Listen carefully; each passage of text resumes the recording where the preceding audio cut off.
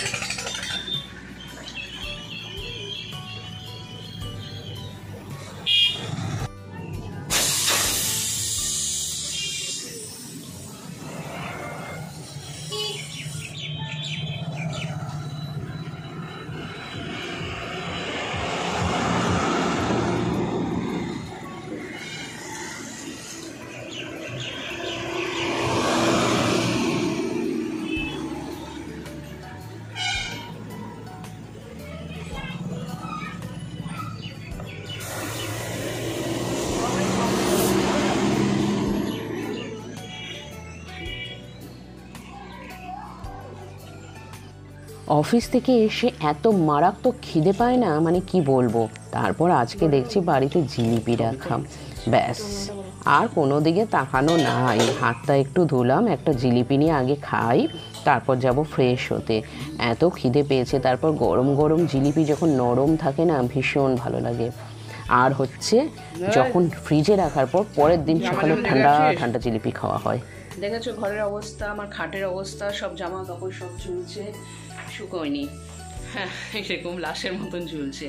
তো আজকে সকাল থেকে একদমই মানে সামনাসামনি এসে তোমাদের সাথে কথা বলার একদমই সুযোগ হয়নি, কারণ আজকে সকালবেলা উঠেই দেখছি গাড়ির টায়ারটা পাংচার। মানে সকালবেলা উঠে না, মানে সকালবেলা তো আজকে আর গাড়ি বের করিনি, যেহেতু আজকে সকালে পুজোর পড়া ছিল না। তো বাবা হঠাৎ করে গাড়িটা বের করছে বাজারে যাবে বলে, তো গাড়িটা বের করতে গিয়ে দেখছি গাড়ির টায়ার পাংচার। এবার টায়ার পাংচার যে হয়েছে ওটা এবার ঠিক করতে যেতেও তো মানে একটু সময় লাগবে ঠিক করতে। তো ফটাফট সেই কাজটা সেরে পুচনকে খেতে দিয়ে ও স্কুলের জন্য রেডি হচ্ছে। মানে ওর আজকে বেরোনোর আগে আমি বেরিয়ে গেছি, কারণ যেহেতু হবে না, মানে দেরি হয়ে যাবে আমার। ও টিফিন রেডি করে দিয়ে, এগুলো কালি পড়ে গেছে, ও টিফিনগুলো রেডি করে দিয়ে তারপর আমি বেরিয়ে গেলাম, অনেকটা আগেই বেরিয়ে গেছি। তো গিয়ে এবার যেই দোকানে লিক সারে সেখানে দেখলাম তাড়াতাড়ি করে দিল, একদম পুরো 2-3 মিনিটের মধ্যে ঠিক করে দিল। দেখলাম না আজকে সময়ের আগে, অনেক আগে পৌঁছে গেছি। অন্যান্য দিন তাও একটু দেরি হয়, আজকে সময়ের অনেকটা আগে পৌঁছে গেছি। এই দেখেছো দরজায় বাড়ি মারছে, দেখবা কে ঢুকবে এখানে, দাঁড়া কি করছে ও দেখাচ্ছি। ও টিকটিকি তাড়ছে। কি হয়েছে?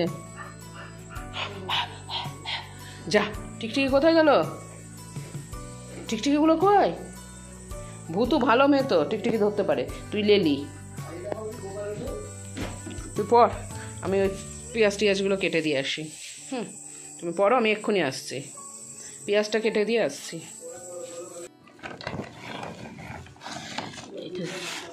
এটা কাঁচা লঙ্কা নাকি দেখি, টমেটো কাঁচা লঙ্কা, এটাকে সরাই। জিমে ব্যাগের পাশ দিয়ে গুড়গুড় করছে, কারণ বাবা রাত্রিবেলা মাংস নিয়ে এসছে, ও মাংসের গন্ধ পেয়েছে। হ্যাঁ গন্ধ পেয়েছে, বাবা এখানে কত বাসন হয়ে আছে। আমার না খিদেও পেয়েছে জানো, মুড়ি কি দিয়ে খাবো? পটলের তরকারিটা আছে, তাহলে পটলের তরকারি দিয়ে আমি মুড়ি খাবো। জিলিপি আছে এখানে, পটলের তরকারিটা বেশ সুন্দর হয়েছিল,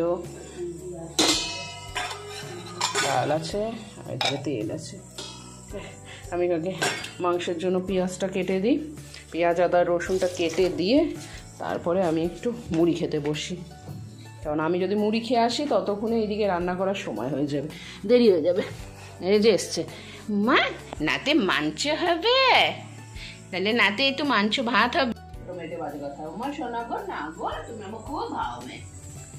মুড়ি তরকারি খাচ্ছি তো এসে সামনে এসে বসে আছে। আলু পটলের তরকারি দিয়ে মুড়িটা মেখে নিয়েছি। পটলটা ভালো না আলুটা ভালো? হ্যাঁ পটলটা ভালো না আলুটা ভালো? আমার তো পটল খেতে খুব ভালো লাগে,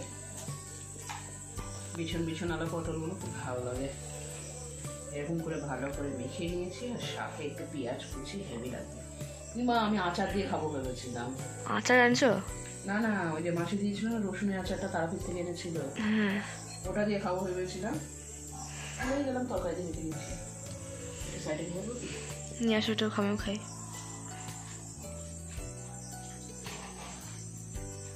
জিমে দেখো একটু দাও মামা, চিবিয়ে খাই মুড়ি। হরলিক্স, মুড়ি খাবে তো তাই হরলিক্স এটা। আমি নিয়ে আসি একটু রসুন আচারটা, এটা হেভি খেতে নিয়ে আসো তো, খুব খেতে ইচ্ছে করছে। শুনে জিভে জল চলে আসলো।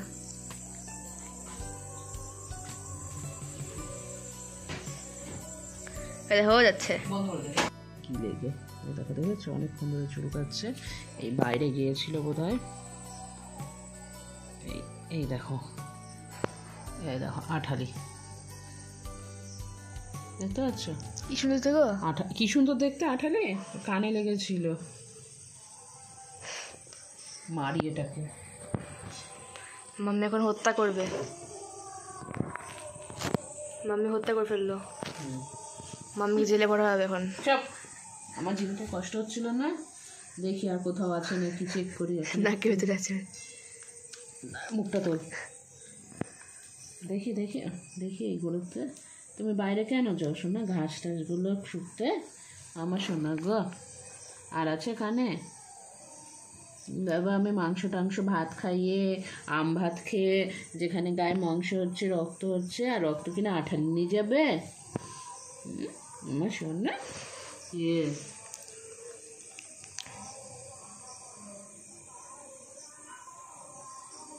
আচ্ছা সব বলছো দেখো। সব বোঝে দা তাকিয়ে আছে, সব বোঝে তুমি। কালকে আমার মারলে যাবি? সব কালকের মারটা আমার এখনো মনে আছে। ঘুমাও। খেলার মুডে আসতে খেলো ওর সঙ্গে। আজকে রাত্রে হচ্ছে মাংস, আর বৃষ্টির দিন, ঠান্ডা ঠান্ডা দিন, তার সাথে এরকম মুরগির মাংস।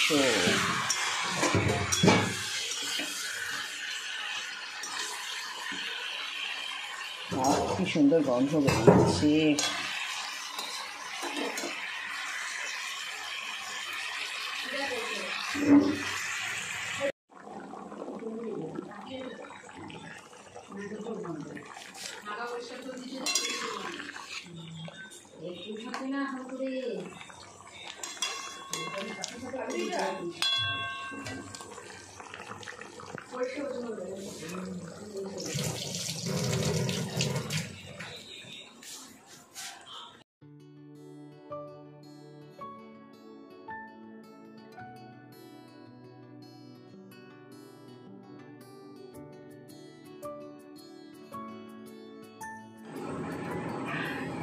রাত্রি 11টা বাজছে এখন, বাইরে 10টা থেকেই প্রায় ঝিরিঝিরি ঝিরি করে বৃষ্টি শুরু হয়েছে। সারাদিন অবশ্য পড়েই যাচ্ছে তুষারপাতের মতন বৃষ্টি। তো এতক্ষণে আমি বিছানায় আসার সুযোগ পেলাম, মানে এখন ঘুমানোর সময়, ব্যাস আর কোনো দিকে তাকানো নয়। এখন শুয়ে পড়বো, মেয়েটাও শুয়ে পড়েছে, শুধু ছোটোটা এখনও আসেনি, ও গুরুক গুরুক করছে, কারণ মা এখনও আছে রান্নাঘরে, ওকে তো থাকতেই হবে, যদি কিছু খাওয়া দাওয়া হয়ে যায় ও যে পাবে না। তো ও ঠিক সময় মতন চলে আসবে। তো চলো তাহলে আজকের ব্লগটা এখানেই শেষ করছি। সবাই খুব ভালো থেকো, সুস্থ থেকো, আজকের মতন টাটা।